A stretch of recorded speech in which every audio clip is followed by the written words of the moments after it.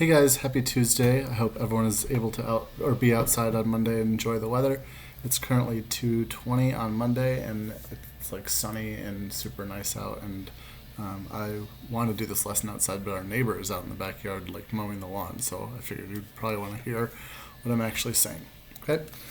So today we're going to read the second half of our chapter and then we'll explain today's lessons for you. Okay? The angel's brow furrowed.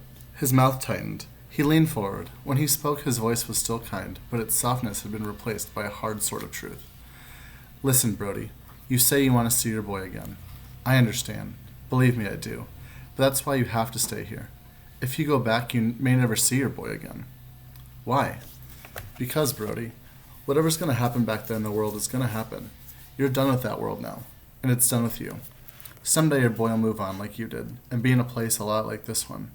And then your boy will let go, and be free, and move on to forever. And you can be there waiting for him, Brody. And then you can be with him again, Brody.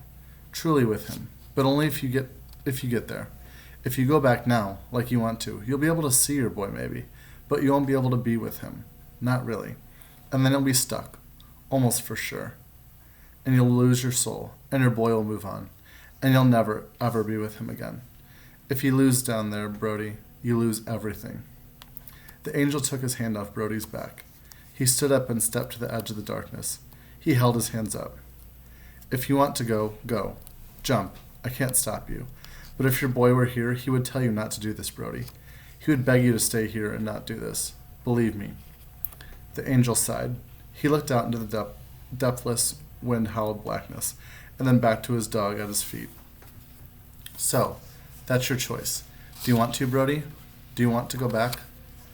Brody's soul was a battleground. When he thought of that one monstrous memory of his boy in danger and screaming his name, every part of him wanted to charge forward, to leap off into that blackness and save him. But he thought of what was at stake, of what the angel said he'd almost certainly lose. Himself, his soul, his boy, forever and ever. I want, he said. I want... But then the angel shushed him. Wait, he whispered. Shh. Brody looked up and then followed the angel's gaze to where Sasha stood. She'd listened to everything. She looked into blackness. She looked back at the sunshine, the river, the green.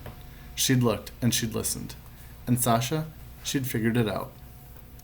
She'd walked a little way from the rest of them, back down the path. Her body was still, her ears up. Her eyes were not on the distant water or the fog-swirled cliff. They were looking up at the clouds and up at the blue sky, and up at a single beam of golden light stretching down toward her. Brody saw what was happening. He took a quick step toward her, but Tuck stepped forward. He stood in front of Brody, his shoulder blocking him, but gently, because Tuck, he was a good dog. Sorry, it's a garbage truck. I knew she was close, he said. I could see it when I watched the other dogs go. But she... Brody started to say. No, buddy, she's ready. It's a good thing. He said the words, but it didn't sound to Brody like he meant them. Not all the way. Here she goes, he murmured, and there she did. It was just like before, the perfect light, the swirling, glowing fireflies. Sasha glittered and rose and shone, and then began to fade. Brody whined softly to himself. The last thing he saw before she dissolved into sparkling gold light was a wagging brown tail. Then, the light dimmed. The floating sparkles winked out one by one, and Sasha was gone. Brody's heart, already teetering on tooths of his choice, trembled at the sight. It was beautiful, the moving on, but it was so clearly forever. Atta girl, Sasha, Tuck said. Atta girl. Tuck sighed, and the great black dog drooped. His great black head drooped, sorry. The angel moved to stand beside them. He put a hand on each of their backs. That, he said, that is what you should be doing. Saving your soul, not throwing it away. I know it's hard, but look, Brody. Look for the bigger truth. Please. It was the please that did it. That broke Brody's indecision. It was that please added to the foreverness of Sasha's leaving. Because when the angel who wasn't an angel said the one word, the memory came back. The dark one. The monstrous one. The one with teeth. It rose up from the cliff's drop behind him and roared into his head. And this time, there was more to it. So this is his memory. Once again there was darkness. His boy's arm was tight around him, but this time there were smells. Sharp, acrid smoke. Cigarettes. The word was there, tied tight to the bitter memories. And another smell, sour and sickening. Beer. Somewhere, unseen, a television blared its chaotic noise. He could hear Aiden's shuddering breaths, feel the fear in his body pressed against him, and even in a memory it broke his heart and raised his fur and bared his teeth. And mixed in the smell of his fear was the smell of mud. It was part of the memory somehow, but he didn't know why or how. There was a shout, a beastly roaring shout, and then footsteps coming toward them. A monster loomed, cloaked in shadows. It lurched toward them, huge and awful and deadly. Brody cowered, his tail tucked between his legs, and pulled his trembling body up closer to his boy. A crash and a shatter. Kicking feet, swinging fists. Aiden crying out, "No!" Then, "Please!" And then his boy's voice breaking over and cracking. "Please! No! Please!" And then Brody was surging, wiggling free, leaping out of his boy's arms. Running away. Running away. There was a blur, a mad confusion of fear and pain and shouting and panic. And then through the chaos, Aiden's voice. "Brody!" His boy, screaming for him. His voice ragged, terrifying, crying. "Brody!" Brody shook his head, shattered and sickened by the memory. "Brody!" It was Tuck's voice now, worried and sharp. Brody shook his head. He looked at Tuck. He was panting like he'd just been running. He realized he was whimpering, high and desperate, and he swallowed to stop it. His boy, frightened, in danger, alone. Himself running away. Away and not back. "Another memory?" Tuck asked. Brody didn't answer.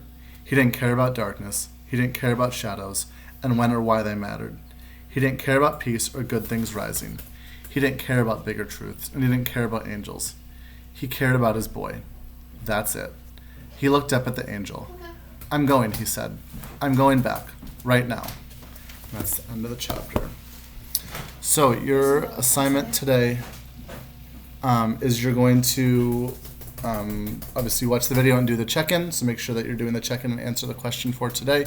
Yesterday's check-in, the question was, would you rather be able to talk and communicate with animals or control the weather?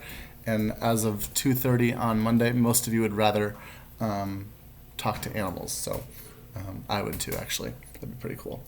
So today, after you do your reading and your exact path, you're going to do something called Scholastic News Debates. There's going to be a link that says Scholastic News Debates, and it's just going to take you to the Scholastic News website, so you'll use the login information that I attached on there again, and you'll just log into Scholastic News, and then you're going to read 3 to 5 of those debates. So you can read as many as you want, but read at least 3 of them.